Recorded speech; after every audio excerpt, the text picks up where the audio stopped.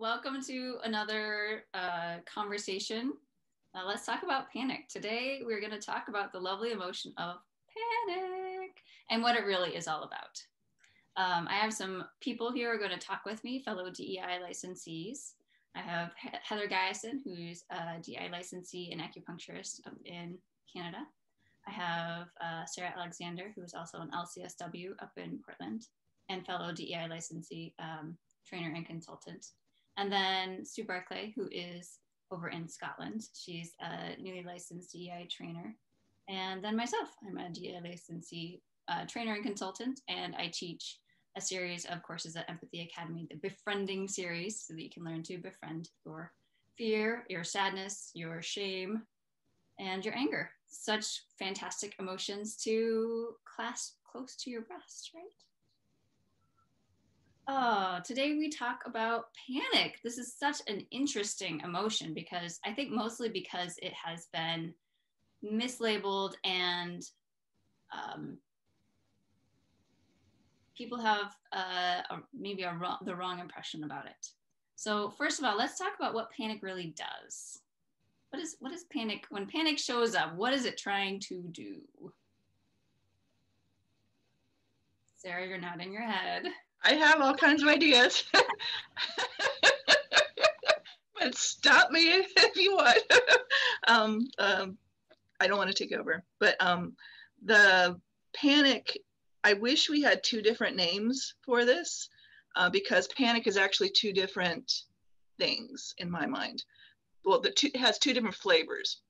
So there's the clear and present danger, where fight, flight, freeze is the appropriate response. You don't want to sit and deliberate about what needs to happen. You just want your body to do what your body does to do the thing that hopefully helps you survive.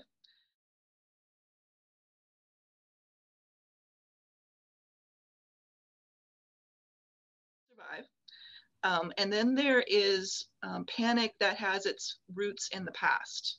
So something in the present may evoke a sense of, in your body, like, oh, this reminds me of that thing. You might remember it consciously or unconsciously, but the emotion panic comes up for that. And lots of people misinterpret that as evidence of clear and present danger. Like, this thing that's happening right now is the same thing that was happening in the past, and I'm in danger.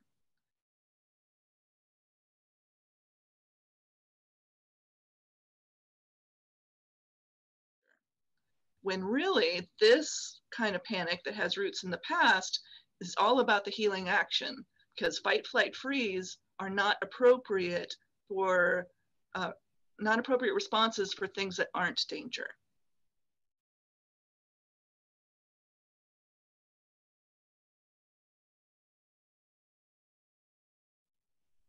So Carla's questions are good for this one, and that leads us to our healing actions.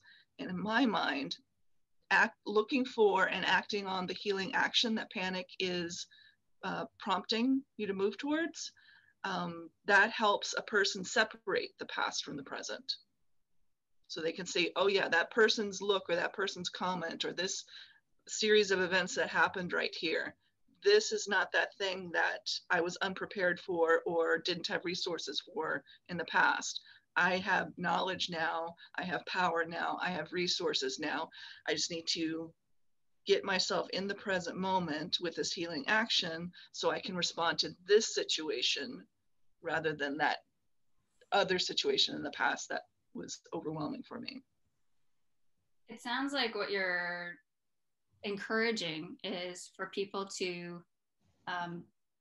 use their ability to be present with themselves, to marry them together, right? To bring your past self into the present with your present situation, your present self, so that you can then go forward as a whole emotional being from that.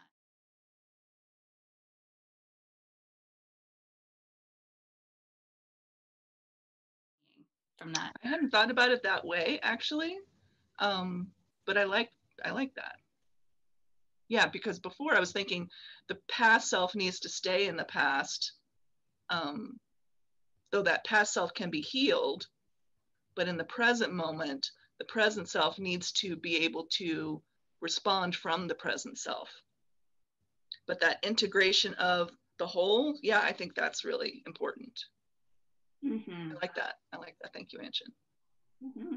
Yeah, that integration part is so key, because it's interesting how like the past is in the past and yet it's still very much alive in the present. And so it's like being able to address it now with those new skills, resources, autonomy, even because as children, we often didn't have that autonomy to be able to make a choice to say, hey, I'm going to go my own way if the family's going this way. And that when you can embrace that part of you that's still panicking in order to say, hey, it's all right. And you can use my resources here as an adult. It's almost like that shrinking of time that made the past right next to you in that moment gets to be released. And so the past can actually be in the past.